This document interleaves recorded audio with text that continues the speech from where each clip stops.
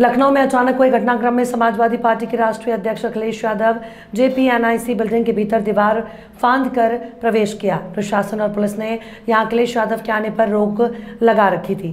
आज लोकनायक जयप्रकाश नारायण की जयंती है। यहां जयप्रकाश नारायण की ऊंची प्रतिमा लगी हुई है। अखिलेश यादव की बाउंड्री फांदते ही उनके साथ गए कार्यकर्ताओं ने भी वही किया और भीतर जाकर माल्यार्पण किया। अधिकारी इस बात के लिए तैयार नहीं है कि किससे पूछें, तो कम से कम ये देश की और प्रदेश की जनता जाने और लोग जाने आखिरकार कौन रोक रहा है, कौन रोक रहा था। इसलिए मजबूरी में जिस तरीके से हर बार माल्यार्पण करने हम समाजवादी लोग आते थे, मुझे याद है जब उद्घाटन हुआ था नेताजी यहाँ आए थे, नेताजी से मैंने उद्घाटन करवाया था।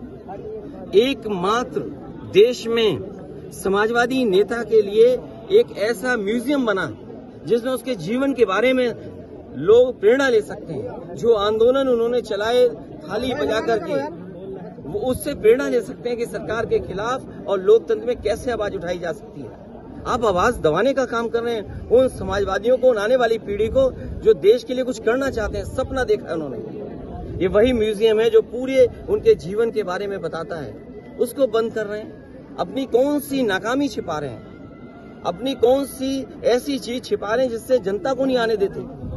न केवल ये म्यूजियम, जो पीछे बड़ी इमारत है, बड़ी बिल्डिंग है, जो कभी नेताजी ने, जॉर्ज फर्नांडिस ने और उस समय के समाजवादी लोगों ने इसका शिलान्यास किया था। एक सरकार आई जिसने काम नहीं होने दिया, उसके बाद समाजवादी सरकार ने, पिछली सरकार ने इसको शुरू किया। और न केवल भारत में, बल्कि अगर ये बिल्डिंग बनकर के तैयार हो जाती तो दुनिया में एक पहचान बनती बिल्डिंग की कि हाँ, जेपी के नाम पर, जिसने इतने बड़े देश के लोकतंत्र को बचाने का काम किया, लोगों को जागरूक किया और एक आवाज दी उन्होंने। और मुझे लगता है कि देश की जनता को एक बार फिर इस सरकार की ताकत के खिलाफ लड़ना होगा और बिना जनता की शक्ति के लोकतंत्र, समाजवाद और सेकुलरिज्म बचने वाला नहीं।